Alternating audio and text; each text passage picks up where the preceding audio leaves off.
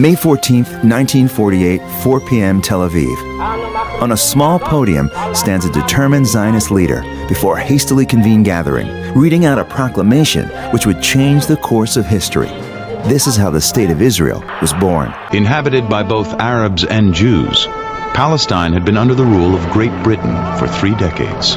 In 1947, Britain announced that it planned to leave, its soldiers and economy exhausted by World War II. Zionists saw the chance to establish a country of their own, while Arabs denounced the proposed Jewish state as an attempt to steal Arab land. War between Arabs and Jews seemed inevitable.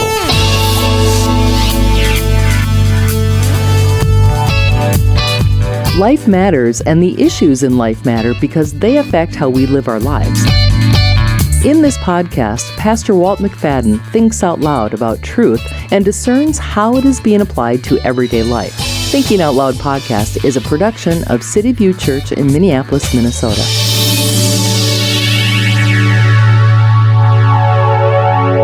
You know, Pastor Walt, I've been a Christian quite a long time, and one of the revelations that came into my life a number of years ago was the importance of Israel. Went through seminary, as we all have, been trained. So often, Israel is not mentioned in the theology, it's not mentioned in any kind of literature. It's almost as if the church forgets its foundation. And so we're going to talk about that. I want you to think out loud about Israel today. So Israel has great history. Why don't we begin there, I guess? That's the biggest problem, is people don't know the history. And the issue is, does Israel have the right to exist? What is my perspective on the Israeli-Palestinian conflict? I'm a history buff. I love history, and I've done a lot of research and reading about the Israeli-Palestinian conflict. And so just to give a little direction today, going back to the history, how did we get to this point? What is our response as a Christian? So I'm going to just deal with that question today first, and we'll talk in the future a little more about Israel and what is Israel's future in relation to the church, because I believe that God still has a plan for the Jewish people. I believe that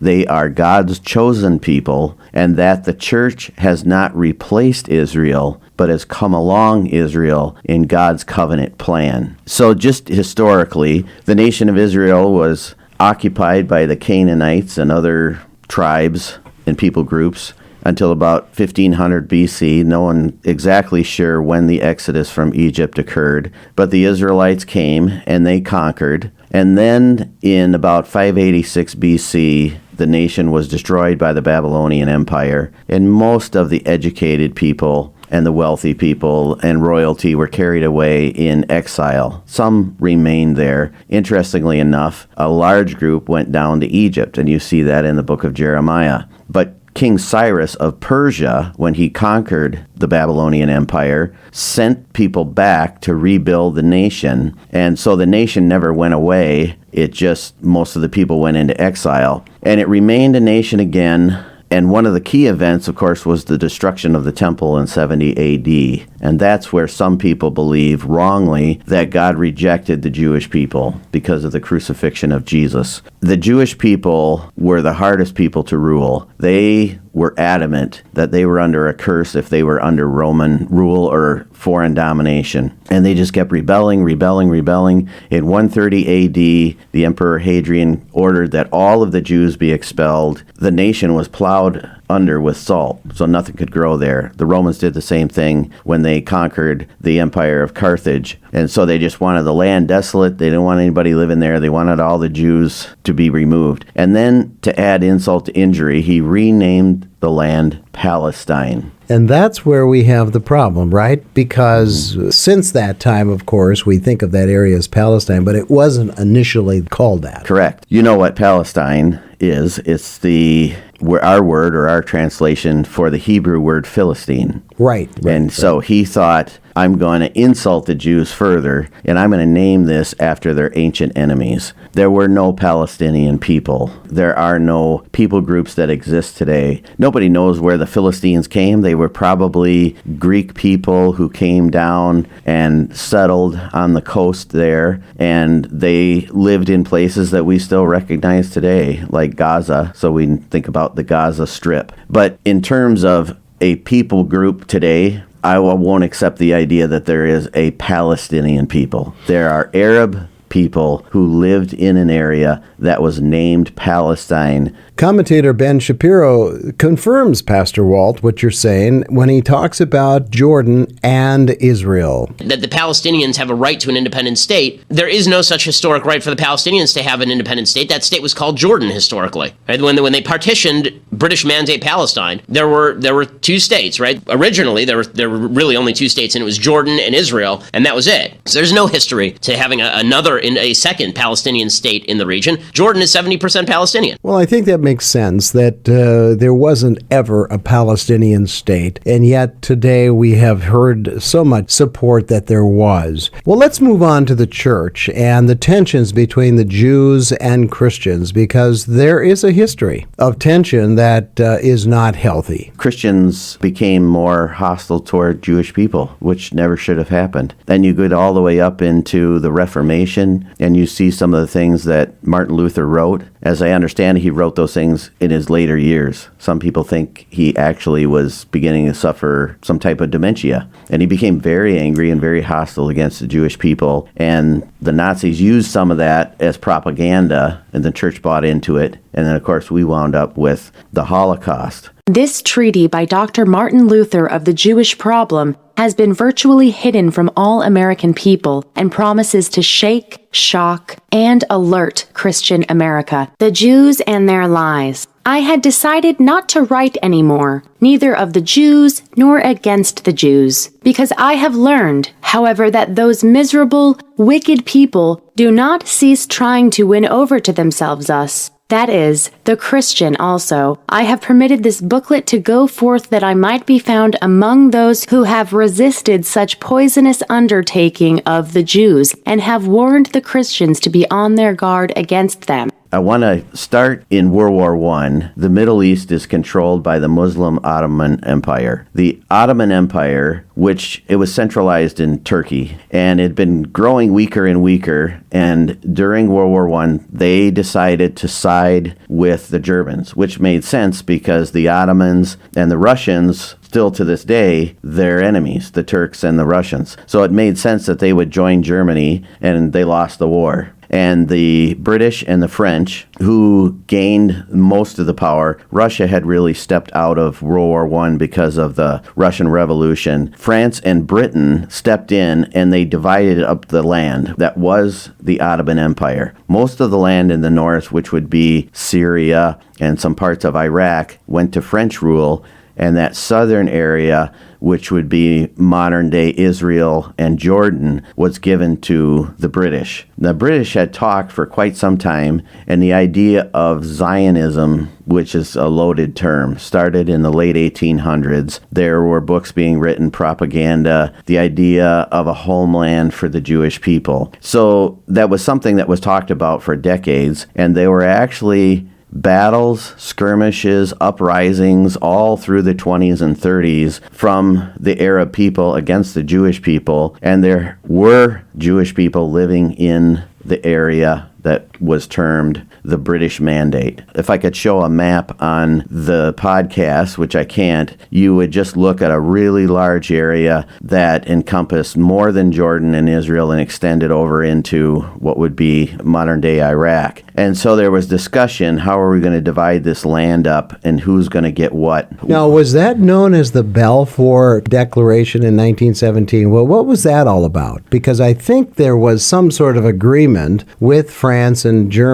France and England to give this land, right? Yeah, it started even at the beginning of World War I. They started to discuss and say, we want to have a homeland for the Jewish people. And if we win this war, what are we going to do with all of this land? British and the French had somewhat of an imperialistic mindset. And of course, the Ottoman Empire had been the enemies of Europe for hundreds of years. And they finally ended the Eastern Roman Empire. Most people don't know that the Western Roman Empire ended in about 500 AD. The Eastern Empire continued on for another 1,000 years after that, and Constantine, his city was taken over. That Which city is Istanbul today. Istanbul, yeah. And it was about 25% of that region was Christian. We think of it as 100% Muslim. It was Muslim-dominated area, but about 25% of the people there were Christian. And most of those people were either killed or driven out of that territory. You know, we have places like Ephesus that had been Christian for almost 2,000 years. And all of a sudden, it's just decimated. And all of this began to happen around the time of World War I, when there was a great shift in borders. So let me just kind of move ahead here. Nothing gets done through the 20s and 30s. There's this constant rejection by the Arabic people. We're not going to accept a homeland for the Jews. We want all of the land. But these are people who are under the Ottoman Empire. There is no nation of Turkey. There is no nation of Syria. There is no nation of Palestine. There's just one big empire, just a big mass of land. And now you have to solve the problem. When this empire collapses, what are we going to do with this land? And how are we going to equitably divide it up? So then they start the process. They come up to World War II. The British have control, the French have control. It looks for a brief amount of time that the Germans are going to take over. So there's battles in Palestine through World War II. And they come up with the idea that they're going to take the vast majority of the land, which is called the Transjordan. So on the eastern side of the Jordan River, they're going to give that land to Arab people, and that's going to form a new nation, the nation of Jordan. If the Arabs had their way, all of Palestine would have been absorbed into that nation, and we would just have the nation of Jordan, and it would extend all the way over to the Mediterranean Sea. But they wanted a homeland for the Jews. So they took this tiny little strip of land, and we've seen these memes on Facebook, and it says, you know, here's the Arab land, and here's the Jewish land. And it's this tiny little piece of land, and that wasn't good enough. So they took another big chunk of that, about a third to a half of the land that was designated for the Jewish people. One of those areas was Gaza. And that was the ancient area where those Philistine people lived, who have disappeared from history. They don't exist. So really, the term or the idea Palestine, in my mind, I'm just never going to accept that. I'm just going to accept the fact that they were Arab people in Palestine at the end of World War II. So Jordan gets all of its land, and Lebanon is reformed, Syria is formed, Iraq is formed, and nobody has a problem with any of that. But this big deal starts with the Jewish people. And at around the time of the beginning, about 500,000 Jewish people had emigrated from Europe, trying to escape the persecution, and had landed in there. The British are constantly trying to keep them out. They're trying to limit immigration to please the Arab people. But once you have it in your mind that this is our land, the Jewish people don't belong here, there's a stubbornness. There's no working with them. So one more thing that I was going to say is World War II changed everything. It literally changed the world. All kinds of borders of countries were redrawn. A lot of people don't know, but about 5 million German people, ethnic Germans, were kicked out of their countries and sent back to Germany. Nobody has a problem with that. So in Czechoslovakia, they think about 1 million German people who had lived in that region for hundreds of years. They were kicked out and they were sent back to Germany. Was there a specific reason for that? Good question. Part of it was retribution. So they were paying back the German people. You have to go and you have to consolidate. The other reason was that they recognized that there was just too much hostility. I mean, German people were being massacred especially in Poland. There were millions of German people, ethnic Germans, who were killed in Poland. Of course, they were put behind the Iron Curtain, and they were trying to escape and get different places, but the main reason was for retribution. Another interesting thing that happened during that period of the 20s and 30s, the Ottoman Empire was reforming, and there was a revolution in what we know as Turkey now. And so the nation of Turkey was born, and Turkey wanted Christians out, and they especially wanted their ancient enemies, the Greeks, out. So they expelled maybe 500,000 or more Greek-speaking people, ethnic Greeks, out of the country. And the Greeks, in retaliation, expelled about 1 million Turks. So again, there's a retribution, a retaliation. Think of how much land was owned by those Turkish people or Greek-speaking people, or ethnic Greeks, I have to use the right term. They never want their land back. They never claim that they have rights in Turkey, and vice versa with the two countries. And this happened all over the world. Large portions of Germany was given up forever. France recovered this large region called Alsace and Lorraine at the end of the war. It had passed back and forth for centuries, and France still has that land. Nobody says there's more Germans living there. We want that land back. They tried their best at the end of a war that had killed 40 or 50 million people to draw up new borders and make peace in the world.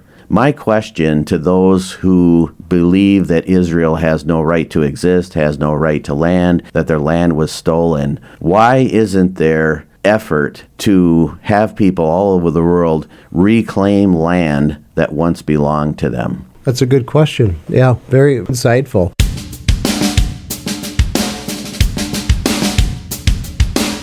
You're listening to Thinking Out Loud with Pastor Walt McFadden.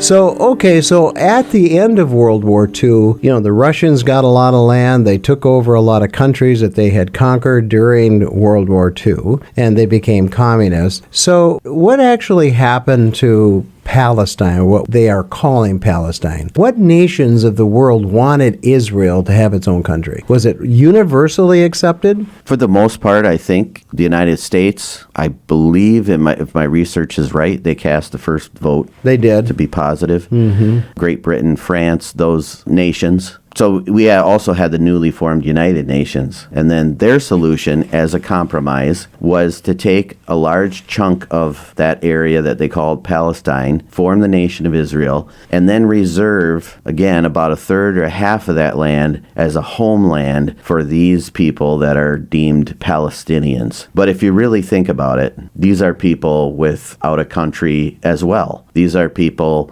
who are hard to track. We don't see biblically, and this is one of the most amazing things about it. I want to be objective in my research, but there's also a spiritual element. So we ask the question, why is this one spot in the world battled over? Why is it in dispute? We know there's a spiritual element.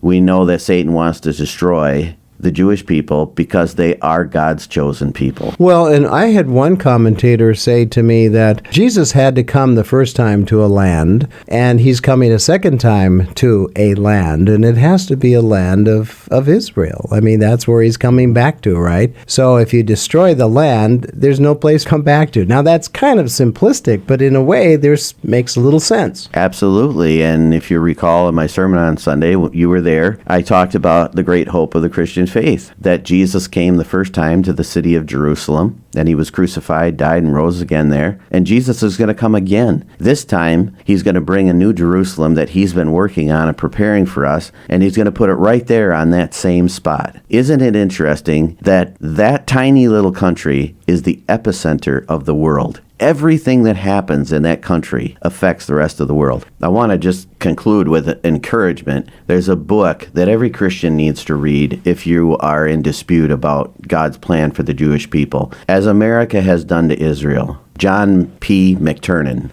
As America Has Done to Israel. Read it. And it'll show with facts that every time the United States backs the loss of land for the Jewish people, they suffer some type of natural disaster. You just read it and just make your own conclusion about it. Israel is a democracy. It's a friend to the United States. Iraq, Iran, Syria, Saudi Arabia, they've all tried to destroy Israel. They're still trying to destroy Israel, some of them anyway. Why would the United States be against a democracy that has been an ally of the United States for decades? I think I've laid out a pretty good conclusion outside of the biblical evidence, but I'll tell you there is a spiritual element involved, and the church better be very careful about how it handles and deals with the Jewish people. because God said, I will bless those who bless you and curse those who curse you. And that's right out of Genesis chapter 12, verse 3, which is one of those key verses, I think, in all of Scripture that really supports what you're saying. But Pastor Walt, as you have given us a great history lesson, why is it that many pastors won't go down that path and see the importance of Israel in history as well as in its present as well as future role that it will play in the coming of our Lord? Why are we so afraid of it? The biggest reason, and you might be surprised at this, Larry, is not because of the political implications, but because they don't understand the Bible. They don't understand God's plan. They don't understand when God makes a covenant with people, God keeps the covenant. And there is a certain feeling of that this is embarrassing for the church to talk about the end times. When's the last time we've talked about the return of Jesus Christ? When's the last time we heard a sermon about Jesus coming back to the city of Jerusalem? Well, I'm sure we hear it in your church, but you're right. Generally speaking, 90% of churches will not talk about it. Because we'd rather talk about your best life now. Yes, that's absolutely true. I know in the future we're going to deal with the spiritual ramifications of Israel and the church and the importance Israel plays. But as we leave this podcast, what would you recommend for people to read or to talk through or to talk with yourself or others about this issue of Israel? What advice would you give? First off, know your history. You don't know where you're going unless you know where you came from. So you got to know your history. You got to read the Old Testament. Some guys just won't preach out of the Old Testament. There's plenty of commentaries out there. And then find somebody, don't read somebody who believes in replacement theology. We'll talk about that next time. That is, the church has replaced Israel. Don't follow somebody who's got that teaching. It's not biblical. Nowhere in the Scripture does it say that God has rejected the Jewish people. In fact, it's just the opposite. Well, thanks, Pastor Walt, and we'll look forward to the next installment of your talk on Israel and the spiritual ramifications. That's next time on Thinking Out Loud with Pastor Walt McFadden. We hope you enjoyed the podcast today, and please let us know your thoughts on our topic. We want to hear your feedback and your concerns as you think out loud. Please visit us at cvcmpls.org.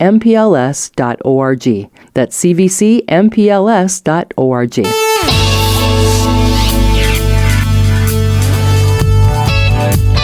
This podcast is listener supported. Please consider how you can help by going to our website at cvcmpls.org.